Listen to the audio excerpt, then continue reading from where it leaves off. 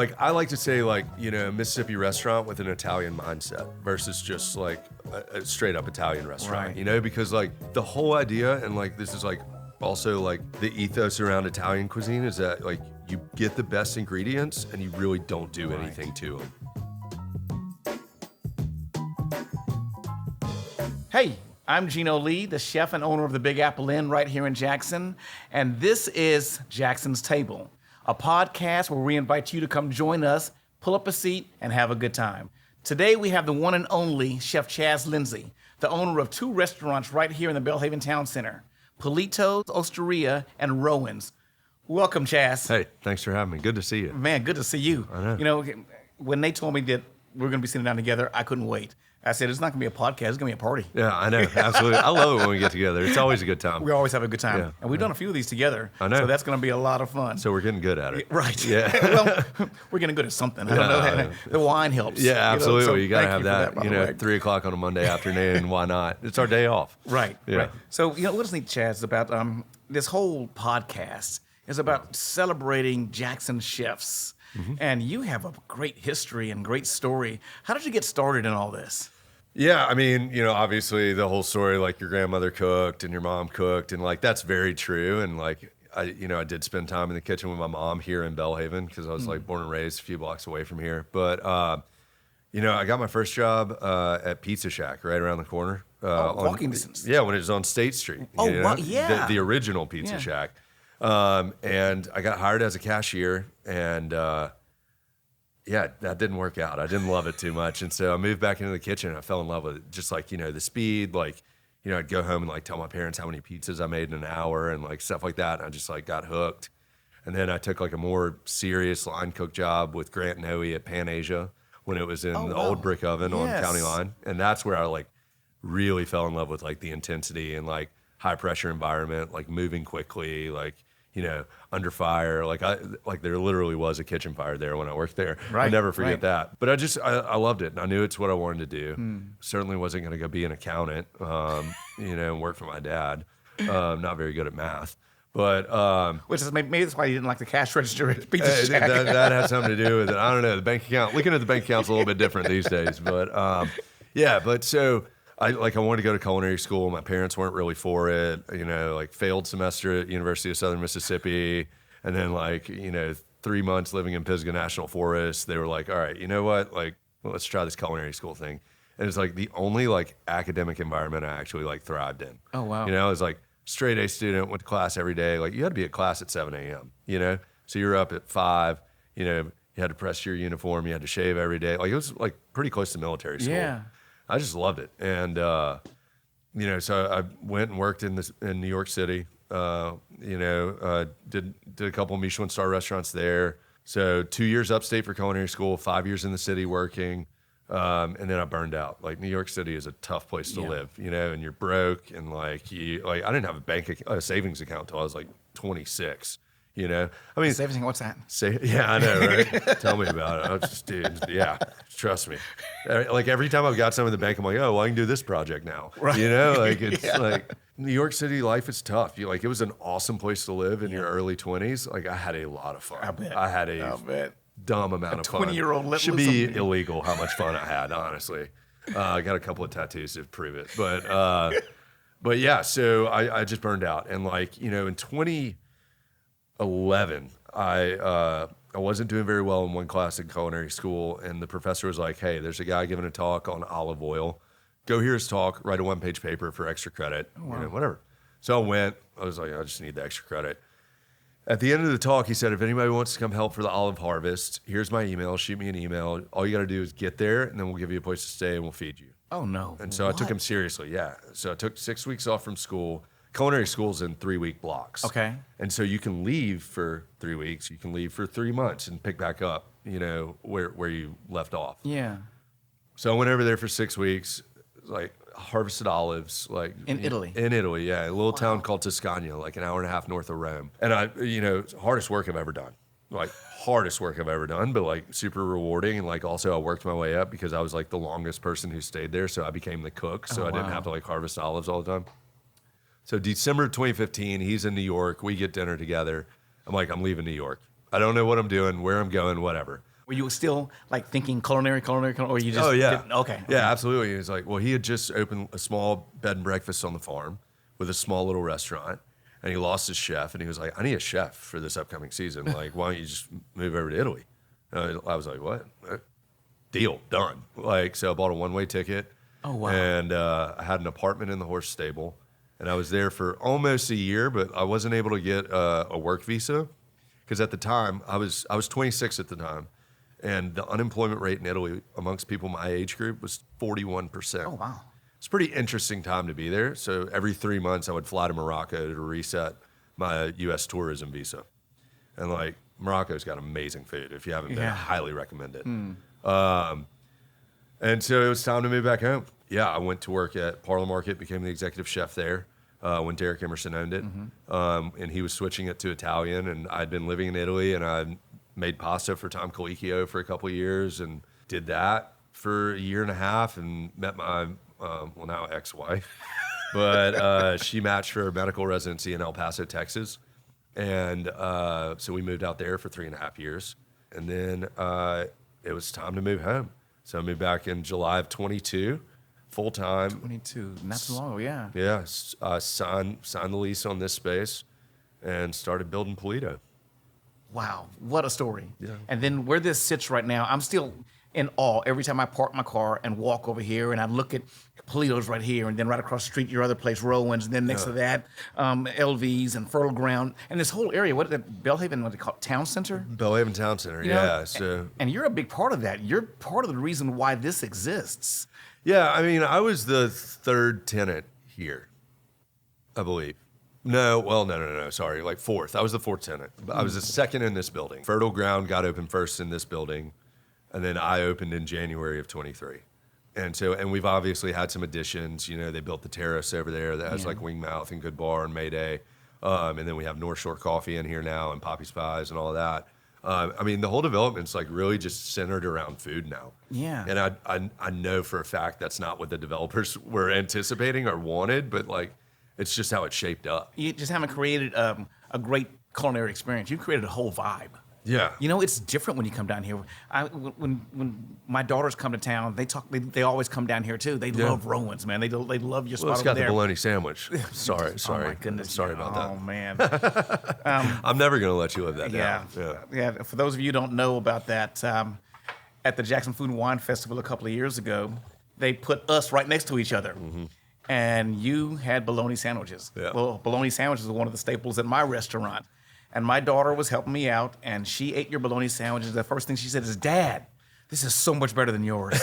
Like, oh, my goodness. Sorry about that. I sort of go in and move with you. Yeah, I know, right? But it's just so neat how, you know, we're raising our kids just to love food. Yeah. You know, we just, and that's so cool. The cool thing about coming here, you can park the car. You can start at Fertile Ground with a beer, or you can go over to Good Bar, get a cocktail, and then you could do apps at Elvy's, dinner here, or dessert, or dinner at one, dessert at the other, or go to Mayday for dessert. Yeah. Or you can go to Rowan's until 1 a.m. and have a really good time. You know, like we kind of have like everything here. Yeah, and you really like do. and for all ages as well. You know, like I mean, we're selling $500 bottles of wine. You got a $7 beer over there. The kids can grab a pizza. You know, and like there's something for everybody. That's right. Yeah, when That's you come right. here. Whenever you walk in here, it's just good times. Good times, good food. You know, you feel that when you walk in the door. I knew that interior was going to be really important. And so there were quite a few pieces of kitchen equipment that I really, really wanted that I went without because I knew that creating a space and an ambiance that was inviting and wanting people to be in was really important. And so, Mary Sanders Ferris and Company, she did the design. When we first opened, not even open to the public, like friends and family, people walked in and they were like, I feel like this place has been here for 50 years, And I was like, sweet, nail on the head. We did it. I honestly hate daylight savings time because it's like the sun's up until 8 p.m. and it kind of, we have these big windows and it kind of affects things a little bit. Lights and all that. Yeah, right. I love it when it gets dark at 4:30 in here, that's what I like. We're 3.5 years in now and is that it? Yeah. It seems like y'all have been a staple in the community for forever. 3.5 years. Yeah. That's crazy. Wow. Yeah. I look 30 years older than when we opened, but Mary Sanders like filled up the walls with like a bunch of art that like doesn't like really have any meaning. Like we just needed stuff on the walls, Right. and like all that's being replaced Okay. slowly and surely, and like it really is becoming like, you know, part of the community, telling the story. Like things are important, Right. you know. Like we have 2 couples that have done over 100 reservations here, like in 3, and they did that in less than 3 years. Oh my goodness. Yeah, so 2 separate people that have eaten here over 100 times. And In 3 years. Yeah, and so like we had portraits commissioned to them, like we Right. hung those on the walls, like, you know, and like that's our biggest thing is like the hospitality aspect, like making people feel welcome in Well, this they definitely space. do here. That's just the biggest thing for me. Yeah. I mean, obviously the food is extremely important. Yeah. But without the hospitality and the service, like it doesn't matter how good your food Right, is, you right. know? Like so that's probably my biggest pillar. Yeah. You know, eating here, it's an experience. It's not just a time to go out on a Friday night. I mean, it's an actual experience. And I'm not just saying that because you always give me the best seat in the house. You give me mom's seat, and I love that. Thank you for that. Yeah, that's true. You get my parents. Well, don't come here on a Wednesday night. You won't be getting it. Yeah, That's her night. No, that's their night. Yeah. You got 3 weeks without them. All right, so come on. You know, but it's just one of those things. Like, man, let's go experience Chef Chaz's food. You know, just Chef Chaz. Say that real fast 5 times. But, you know, it's just one of those things. So tell me, the name Pulito. Yeah. Where did that come from? Yeah. So I mean, I was struggling to like find something out. Like, you know, I briefly worked at 2 Dog Farms. Van and Dorothy are some of my very good friends, and when I worked there, it was turnip season, and like, I mean, like, I hate turnips now because we just harvested so many. We had to wash them all. It was muddy, like, you know, and so turnip in Italian is rapa. So like the joke was that when I opened my Italian restaurant, we were going to call it rapa, and I was just like, this doesn't, like, that's just an inside joke, you know, like I can't do that. So I started thinking about the building and like what we were going to do. And, you know, obviously I knew that like fresh pasta was going to be a pillar. And so this building used to be the laundry facility for Baptist Hospital. Oh, wow. Really? Yeah. And so I started thinking about it, correlating it, spent many nights on the back porch, you know, with a couple of beers trying to figure out what I was going to do. And so I was like, all right, laundry facility, what do they do? Well, they wash sheets. Okay, so they wash sheets. All right, well, what do you do with pasta? Well, first you have to make a sheet of pasta. All right, pasta sheets. All right, sfolios. All right, well, they clean sheets. What's cleaned in Italian? So I looked it up, Pulito. I was like, oh, that's kind of, you know, it's got a good ring. Oh, wow. So I wanted to call it Sfoglio Pulito, all right, which was like clean sheets Okay. in Italian. Sfoglio is spelled Sfgolia. All right, now getting people in Jackson, Mississippi to pronounce Sfoglio was going to be impossible. Right. So we just shortened it to Pulito, which means cleaned up. And so that's how the name came about. And Italian restaurants are tiered, right? So Okay. like first level's cafe bar, and then you have pizzeria. You know, it's just a counter. You go up, get a slice, or well, they sell it by the kilo or gram there. But and then you have trattoria, which is like you know, like a cafe. Like it's got a full menu, but it's not like service isn't elevated, like whatever. Osteria is like a nice neighborhood restaurant, which is perfect for us, right? Yeah. And then Restaurante is like white tablecloth. Okay. All right. Tasting menus, that whole deal. So I decided to call it Pulito Osteria. Well, that backfired because people thought we were either an oyster bar or a Mexican restaurant. For like, sometimes still think that, you know, but I think word's gotten out enough to where we're good and people know that we're a seasonal Italian restaurant now. So Italian, you know, it's still such different Italian though. You know, as Americans, you know, we think of Olive Garden or macaroni grill and heavy tomato sauce and, you know, very, very sweet stuff. But your stuff is so, what is it? Authentic Italian? Just No, we're really, I mean, the only thing that makes us authentic is that we cook with the seasons, right? And like I like to say like, you know, Mississippi restaurant with an Italian mindset versus just like a straight up Italian restaurant, you know, because like in Italy you use what's in season, what's local, what's available. Like I only have asparagus on the menu for like 4 weeks out of the year, you know. Other restaurants, you get asparagus 365, and like we don't do that, like because we try the whole idea, and like this is like also like the ethos around Italian cuisine is that like you get the best ingredients and you really don't do anything to them, you know. And so like that's been very important. That's been like, you know, our mantra since day one is buy really nice stuff, don't do anything to it, treat it well, you know, like. And, you know, especially like right now during the summer, like this is when Pulito really shines because like Two Dog is in full swing, 25 minutes away from here. Like 95% of our vegetables come from them, you know, like it's halibut season right now. So we only buy Alaskan dayboat halibut. Oh, wow. Truffles, you know, we only get when they're in season. We're not using like truffle oil or canned truffle. I do have a canned truffle product that I really like, but I know the producer and I know like where it comes from, and it's a really high quality product. Right. I mean, my food cost kind of sucks here, but like I don't care, you know? Like I think it's way more important to like provide consistent quality, Right. and like build the trust of your guests rather than just like worry about the bottom line all the time. Because if you build the trust of your guests, like they will continue to come back. Like I said, 2 people, 100 reservations in less than 3 years. So like that's amazing. Which is the reason why you can pick up on the freshness of your food all the time. I'll never forget. I mean, every time I come, you always have something. Geno, I just got this in. Try this. You know, that's why we don't really do composed plates here. Like, you know, the menu setup, it's got antipasta. Like, those are probably our most composed plates. Is the antipasta, the appetizers. Right. Then we go into the primi, which is the pasta, and you know, you just order pasta, and then secondo, and that's just protein. It's you know, protein with a sauce. So like, the catch of the day is always with the butter sauce with toasted fennel, coriander, and pink peppercorn, lemon and chives. That's the fish changes throughout the year, but the sauce doesn't. Okay. The chicken, you know, it's always with the fiend herb salsa verde. This like red meat is always served with our pork demi here and garlic confit.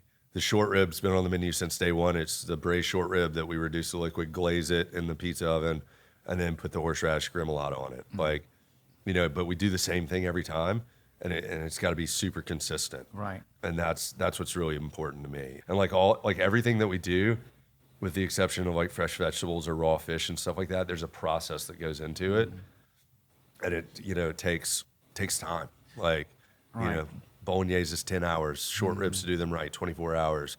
Chicken, like we do duck every Friday night now. We only do 12 a week every Friday night, and we start the duck on Tuesday.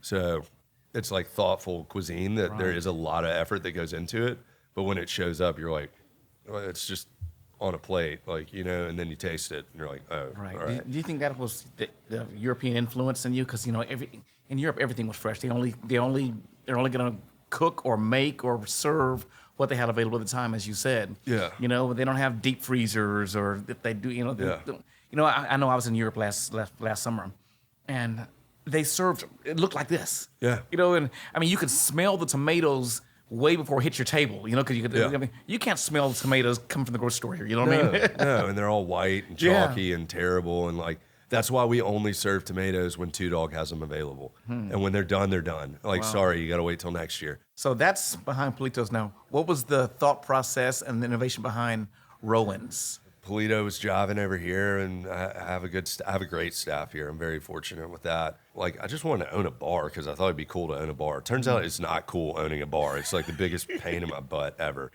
But you have a following. we do. Man, your patio's packed out there. We do 400 to 500 people through that place on Friday, Saturday nights. Like, I never expected it to be like that. You know, when thinking about the name, I wanted to call it No Nuts Bar because it was 2 donut shops. My mother didn't like that. Of course she didn't. So that was off. And then I had a partner who was going to go in with me, and he also had an R middle name. And so we were going to call it Double R Bar. And then he ended up having to step away. And I was like, well, screw it. I'll just call it Rowan's because that's my middle name. Oh, that's your middle? That's my middle okay. name. Yeah, I'm the third. Charles Rowan Lindsay the third. Oh, wow. And called it Rowan's. And I was like, you know what? That's a pretty good dive bar name. Like, it really is. And I just wanted to, like, you remember the Cherokee Inn? Yeah. Oh, yeah.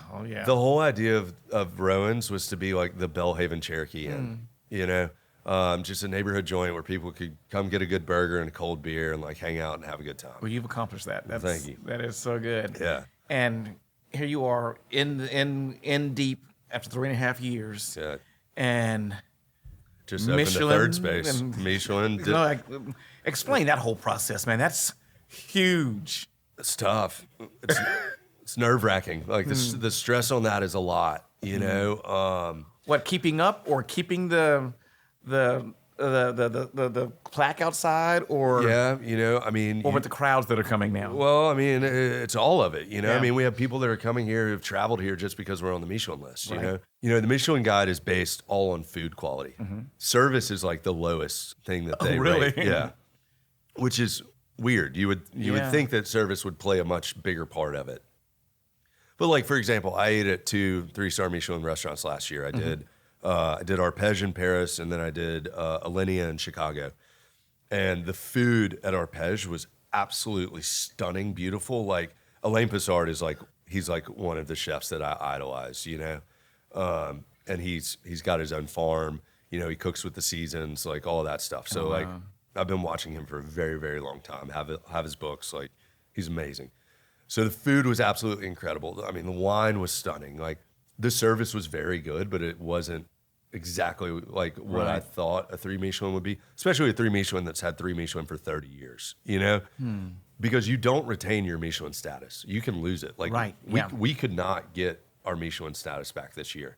So you have to live with that every day too, you know, which is a little stressful. But then we did Alinea in Chicago, you know, which is molecular gastronomy, like groundbreaking restaurant. The service was impeccable. Like, probably some of the best service. I've eaten at several 3 Michelin star restaurants. It was probably some of the best I've ever had. Right. And the food was just good, you know, which was surprising for me. But I also don't like stuff like that, you know, like, you know, the whole like edible balloon and like this, that, and the other. And like, you know, it's just not, edible candy wrappers and things like that. Like, that's just not how I like to cook, you know?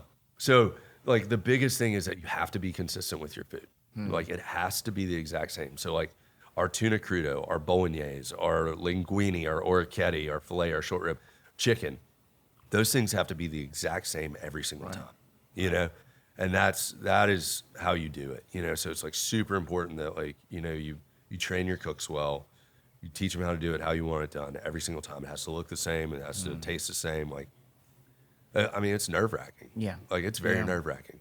But you manage it so well, and I love how you you don't have one of those 15-page menus. No. You have a few items that you do great and perfect, and you stick with those items. Yeah. And that's what people come for. Yeah. That's how people want to eat. That is how you people know, want like to eat, especially like for like a once a week restaurant, you're not going to do a 7-course tasting meal once a week. Right. I mean, there's some people who do, but they're gross. But no, I'm kidding. But like, I mean, like this is what people want to eat. They want to feel comfortable in a good environment with easy food that they don't really have to think about, that's consistent, good quality, with a friendly staff. You know, like, I think that's what makes a good restaurant. Right. Explain to us what you made for us today. Yeah. So, all right.